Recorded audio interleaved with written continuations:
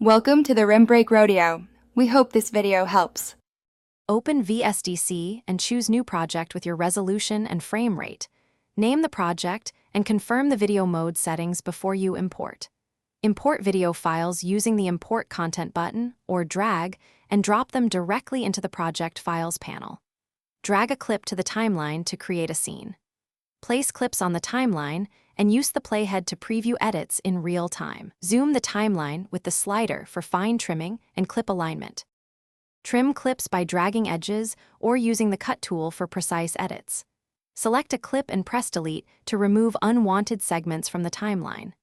Add transitions from the video effects menu and adjust duration in seconds in the Properties window. Apply color correction, brightness, and contrast using the Image Adjustment section.